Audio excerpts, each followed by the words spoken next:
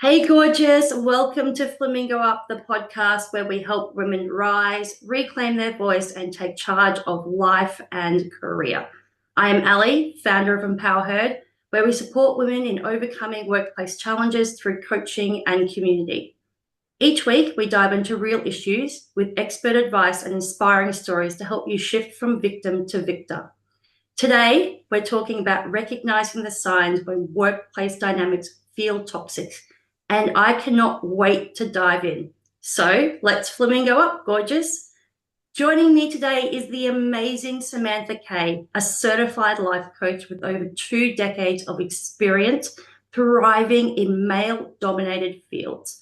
As a supervisor in structural maintenance at JFK International Airport, she's often been the only woman in the room. From operating heavy machinery to leading teams of over 60 men, Samantha has learned early on the power of owning her voice and challenging the societal norms that tried to keep her small. Her mission is to help women who feel alone, overlooked, and outnumbered in male dominated environments step into their full potential. Samantha empowers them to show up confidently, speak up without hesitation, and stop holding back out of fear of being too much. She helps women stop questioning their abilities, stop letting others take credit for their work, and stop diminishing themselves so they can get the promotions and success they deserve. Welcome, Samantha. I am so excited to have you here on Flamingo Up. Hey, Allie, I am excited to be here. Thank you for having me. I am so ready to get into this and just chat it up and let's talk about all the things. That's amazing. All right, let's just dive right in. All right, Yeah. let's start with the basics. So, toxic workplace dynamics. When we say that, a lot of people think the extreme situations of, aggressive outbursts and those sorts of things. However, in your experience, what are some of the more subtle signs that things just aren't quite right in a workplace? For me, working in a male-dominated industry, it could be being ignored. With your input, you're giving input, they'll ignore it totally, won't even look at you. They'll look past you. They'll also sometimes have little informal get-togethers where you're not invited. The microaggressions where they're always explaining you're too aggressive, you're too aggressive, you're too much, or you're too bitchy. They make the culture at the job a all boys club and exclude you by talking about things that they feel you would not be interested in. So it's the subtle things, the small things that, Yep. people don't really pay attention to, but when you're surrounded by it every day, it eats away at you. That's really good, like interesting insight coming from a male dominated industry, how the men behave as opposed to how women behave in the same subtle situations. So, what's your advice for someone who's unsure if things are intentional or just part of the office culture? I think it's a double-edged sword, to be very honest. The culture doesn't make it right. Just because that's the culture of the workplace doesn't necessarily mean it's okay. So if you're feeling uneasy, you're feeling overlooked, you're not feeling comfortable, I say to listen to what you're feeling. Listen to Mhm. yourself. Listen to your inner voice telling you, "Hey, something isn't right." Check in with you. I know sometimes people say, especially women, they label us as too emotional, overthinkers, but you're not. Be confident in yourself and your own feelings and your own emotions. Trust yourself to be you and that you know what's right and what feels good for you. Yeah, to me, it's intuition, right? You intuitively know whether something's right or wrong. And Yeah. we need to learn to listen to that more often as opposed to just pushing it to the side, pretending that, it's not intentional. It's just, that's just how they are. Yeah. We say it's okay. That's just who he is. And because so many things are excused, it's looked over because, oh, you already know. And then you don't want to be a problem. So you Mm, stop listening to yourself. You stop trusting yourself. yeah, You start believing that you're the problem, or maybe you're overthinking it when it's not. So I would tell a woman to trust what she's feeling, trust herself. that's interesting. So in that though, how can someone clarify their perception of the situation? So, should they talk to colleagues or just keep a journal of incidents? Like, how can people clarify that perception of the situation? For me, I kept a journal when I Mhm. felt that things were happening and I was uncomfortable. I started writing it down. And I would suggest any human that's going through anything, write it down. And then I wouldn't say talk to a coworker because especially if you're in an environment that you feel is toxic, that you're feeling you're looked over, you're not valued. If you have to go see a coach, if you have to go see a therapist, I would suggest you do that, or even speaking to someone that may work in the same types of environments, someone you're comfortable with, so that you can bounce off your ideas between the both of you. But I went and looked outside of myself first, and I would journal. And again, trusting yourself and your own experiences. I love that. I'm a huge journaler. I journal every morning and I have, journals going back from, 6, 7 years. And I, documented my entire experience basically through those journals. And it Yeah, helped. It was a release for me. That's how I was able to go to work every day, knowing that in the morning I had released those thoughts onto paper and was able to not turn up as emotional as I would have had I not had that outlet. yeah, I truly believe that. Like you, when people were questioning my abilities, my capabilities, because I wasn't a man, what do I know?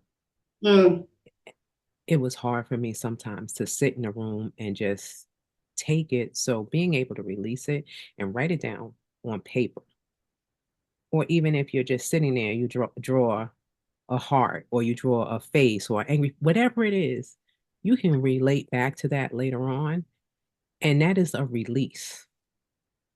So if you have to doodle, excuse me, that's what you do to allow yourself to release it. And that mentally keeps a note for you that you can refer back to. I was feeling this way or that way. It's so important. absolutely. So I'm interested to know what are the key red flags that someone should look out for when they do suspect that their work environment is toxic. You should look out for that uneasiness in yourself. That's the first thing. You know, we always look past ourselves sometimes and we look for other things that's going to be like this big green light that or this Mm, big red light that tells you to stop. Look into your body. If you're feeling hot or sweaty or you get stomach aches or headaches before going and interacting with your coworkers, there's something wrong. That is not a normal thing. You're anxious. So if they're looking at you a certain way or they're whispering when you walk into a room, mm, like you said, intuition, you already know it's something. If you're calling you out on meetings, if you're not crossing a T and they look at those small little things and tell you, oh, you're not doing a good job when you know you've done everything right, but they're nitpicking. That's what we call nitpicking to try to show that you're not able or capable of doing your job when they're just being not abusive outright, but subtly. They're, oh, you could have done this better, or oh, you could have done that. oh, Those are the things you, the backhanded comment. You yes, gotta love them, don't you? yes, Yeah. yes, yes. Those microaggressions of, you maybe you need to do more training, or maybe we should move you to a different position, or can you handle all the work, all the things. So I think that's part of. And those comments are thrown up as to me. they're trying to show that they're compassionate and thinking about you when in actual fact they're not, right? It's a backhanded way of saying to you that something's wrong, but they don't want to tell you outright what it is. Oh, yeah. They're telling you that you're incapable of doing the right thing or doing the job that you were hired to do, Mm, that you're not accepted, that you're not part of the team. This is what all of those little backhanded comments and that does. And that then you feel isolated. You feel alone because you don't feel as worthy as, you don't feel as valued. You don't feel you're capable of giving, even though you know the value you brought to the job when you first got into it. You stop showing up truly as yourself. You start stepping back, you know, you don't feel as strong. yeah, you Yeah. lose your self confidence. All that, and it's not the big things. That's what I want people to understand. It's not the big things. It's the small things that tear you down, that don't allow you to believe in yourself. So those little small things that keep you from showing up for you and questioning who you are and your own abilities. Yeah, and over time that wears you down, right? Constantly Oh, wears you down. yes. It wears you down to the point that you don't want to go, that you feel that maybe you've made a mistake or that maybe I'm not the person I thought I was, Mm. You question your you own know? ability. Yeah, absolutely. The whole time you start questioning you, and that isn't fair. It isn't fair to a woman that gets into a job, you love it, you show up, and then it makes you want to leave. It makes you want to quit. Not just quit your job, but quit on yourself. And that is so unfair to you and your self-esteem. Mm. We start looking for validation from outside of ourselves. We no longer believe in ourselves. So it's just learning how to understand what they're doing isn't about you, it's about them. Absolutely. 100%. It's never about you. Yes. Yeah. All right. So, with that though, how should someone approach confronting a colleague or manager if they feel like they are being subtly undermined or excluded? How would First, you? give yourself some grace. First, I'm going to give myself some grace. Just in case I don't say anything at the time, it's always, you can come back and revisit it. Mhm. But you have to stop a person. And sometimes that means excusing yourself, that means interjecting and redirecting the conversation back to what's important to you and letting them know what they're doing. And when you have your facts and your notes, remember, you're keeping all this log, letting them know, hey, this is what's been going on. This is what's been happening. And I see you.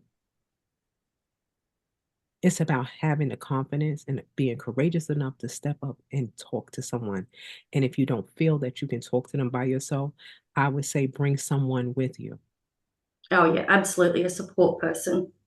Yes, you have to have that person, not just as support, but as a witness, because you need someone to say, this is what happened.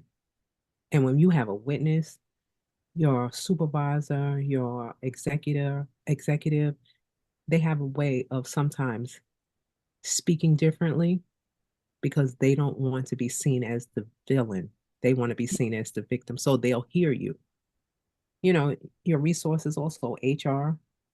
Go to HR department. If you have a DEI, diversity, equity, inclusion department, EEOC, equal employment, all the things. These are different resources that you can tap into to help you get your point across or to have the tough conversations. If you're unable to do that, and give yourself grace, do not feel that you're not a good person, that you're not capable, that you're not there for you. It's not an easy thing when you feel ostracized, when you feel alone. But I would definitely say stand up, take a deep breath, allow yourself to feel all the emotions that you're feeling, and stop and redirect the conversation and speak up for you. I love that. Stop and speak up for you because no one else will. No, no one is ever going to have your back like you do. I know many times that I've worked in environments and I learned that early on, working in these male dominated industries that um, I expected my boss to have my back one day. I had an employee that was disrespectful, rude, telling me I wasn't his boss. But when we had a round table, instead of my boss saying, "Hey, you're wrong," to this young man, he told me, "Samantha, you can express yourself. You can say whatever you want, but you don't have to be so animated." So Anime. That was an I was interesting animated use. exactly because I am speaking with passion, then I'm animated. I felt like I was a deer caught in headlights. I was just staring, you Mm. know. I felt like sliding underneath the table. I felt as if I was sliding underneath the table and I wanted someone to cover me up and keep me shielded from what was happening at the moment, feeling so alone. So I had to learn, and that's through journaling and coaching, that to have my own back, to be my own self ally, not waiting for someone to carry me, to take me, but trust in me. And it doesn't always have to be an in your face kind of conversation. You can write.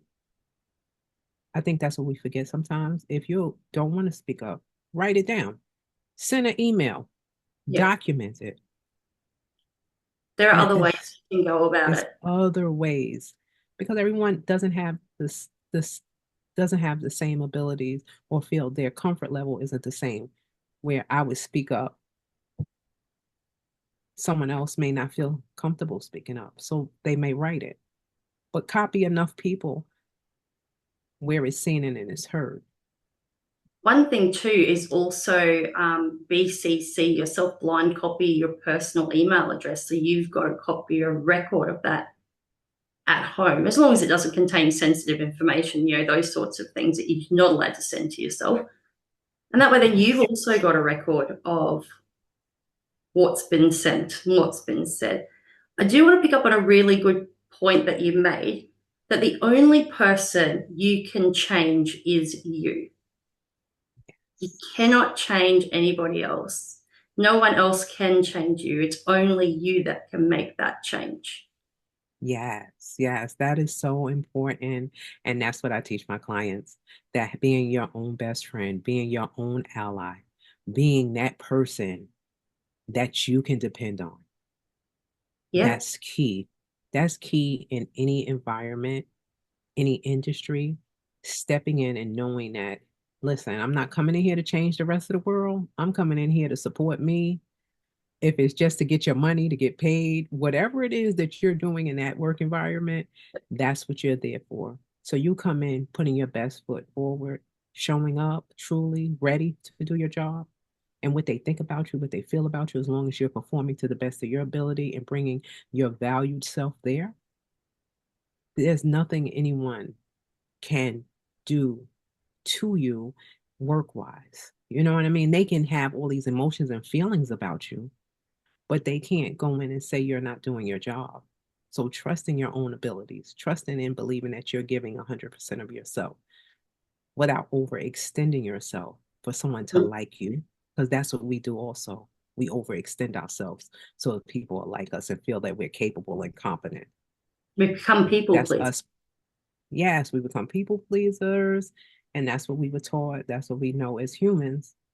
But you don't have to do that.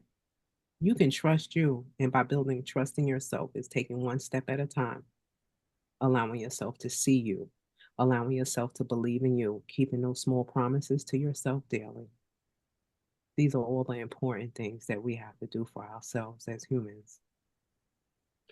That's really interesting. So I do have a question for you. So what advice would you give someone, a woman who realizes that the toxic behavior might be systemic and they may need to consider leaving the company? If you feel that you have to leave the company because of the systemic work environment that you're in, I would tell you to do it. I wouldn't tell you to stay.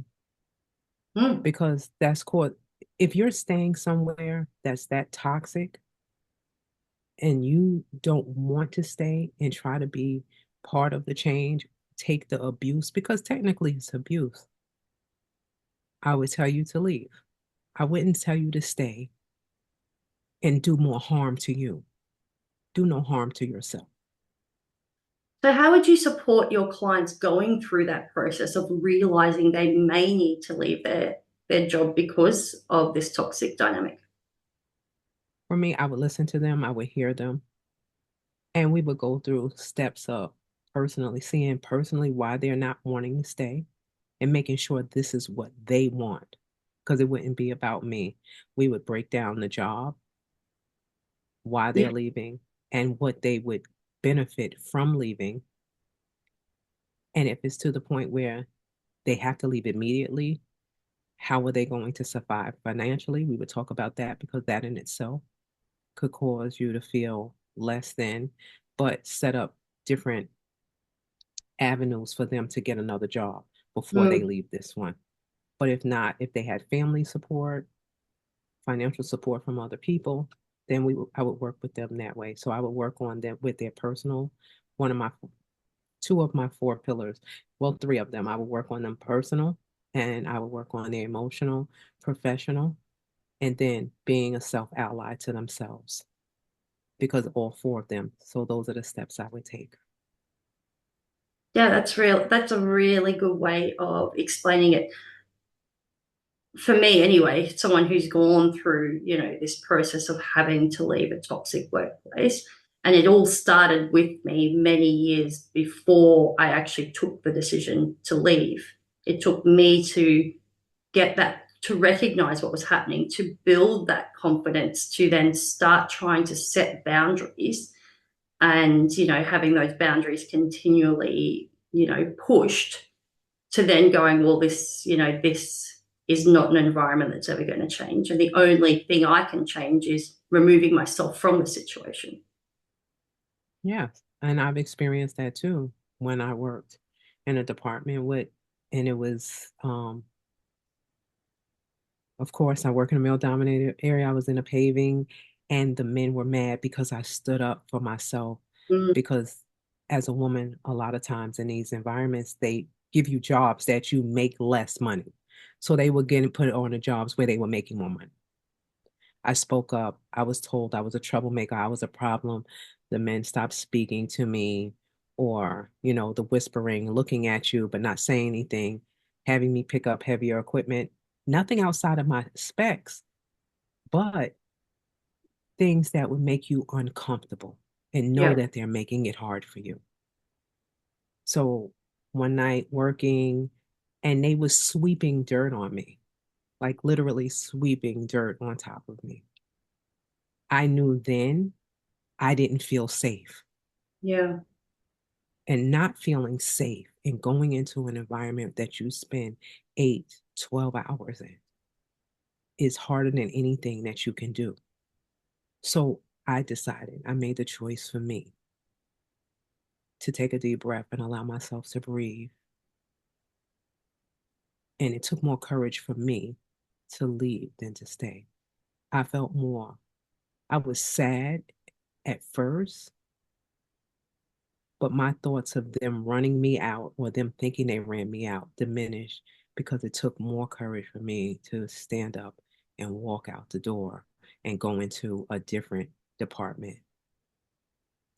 So I want every person, and that's what I would tell my client, it takes more courage to take care of you than it does for you to stay so they don't think they're doing anything to you. That's self love and courageousness. absolutely. Thank you for sharing your story. I know I've heard parts of it before, and hearing it for the second time, it's just as emotional as hearing it, the first time. So we're both victors, is what I call us, of workplace Yes, bullying in yes. different forms, right? So we come together and we are here to for people who aren't sure that they are being bullied right now, they're still quite in that I'm not sure what this is. For, managers like yourself who are being bullied, from their subordinates.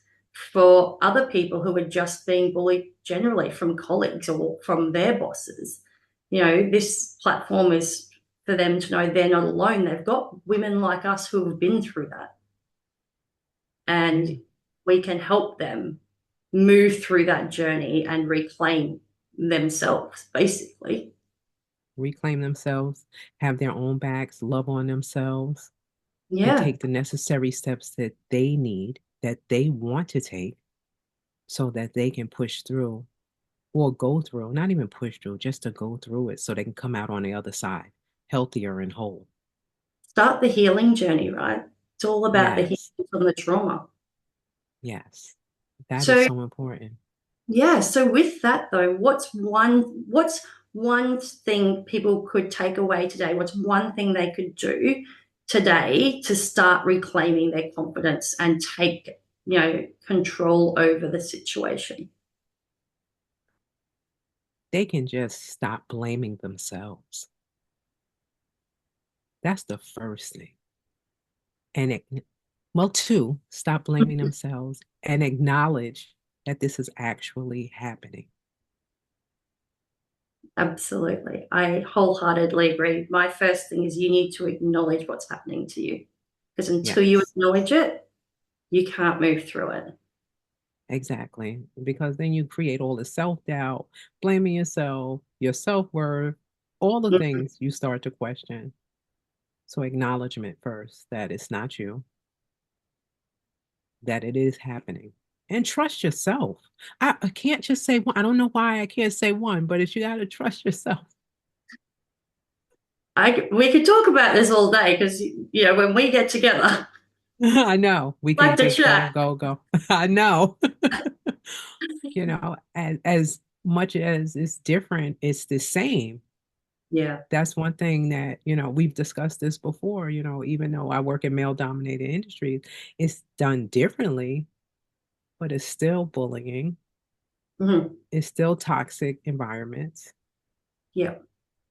and we get to change it.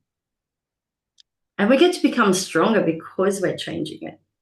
Yes. And other women and create that noise in the world that's been missing.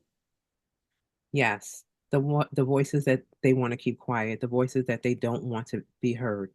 Yeah. We're able to speak up, even though it's kind of taboo, I think sometimes that Oh, people yes. think we shouldn't say anything because that doesn't make us good women. But instead of trying to be good women, we just get to be women. We get to just show up fully as ourselves. Yeah. 100% agree. And if Yes, it's not you standing up, then who? And if it's not now, then when? exactly. And I think that's what a lot of women look for because we've been conditioned. Society has conditioned us to think that we need someone else to stand for us, someone Mhm. else to have our back, someone else to promote and push us and motivate us. Remember, not until the 1900s, early 1900s, we even allowed to think that we can count money and put money in a banking account in the US. It's insane. So it really hasn't been that long that we've been independent enough to been given the rights to do certain things. So it's unconsciously, we agree to this foolishness that we need someone else to help guide us, Mhm. support us, love us before we can do it for ourselves. But it is our God given right that we can do it for us and we can stand for ourselves. Oh, I get so excited. And you're right. Like the main theme of this is the change starts with you. You're the only person who can make this change. There is no one else who No can do that. one. Maybe the title of this should have been "The Change Starts with You," as opposed to recognize toxic workplace environments. Yeah, well, it does. It does start with you. And I think we get away from that because so many people tell us, oh, well, you need this, or you need someone else's opinion. Are you sure you want to do that? Then we second guess ourselves. So Mhm. it starts with us. It does. It's not about the rest of the world. It's about us. And it's okay for us to be selfish with us. Not selfish, meaning we take from other people, but selfish with self love, selfish with showing up for ourselves, putting boundaries in place to protect us. It is okay and allowing ourselves to sit in that, embrace that, love that. That's where the shift and the change comes. Absolutely. Oh my gosh, this conversation has been so enlightening. And I know it's going to help so many women out there who are questioning their own work environment. So, with that, how can they contact you? You can go on my website at www.samanthakharris.com. The K is spelled out Kaye. You can also info at samanthakharris.com. And I'm on Instagram at Coach Samantha Kaye, just the letter K. And on LinkedIn at Samantha Kaye Harris.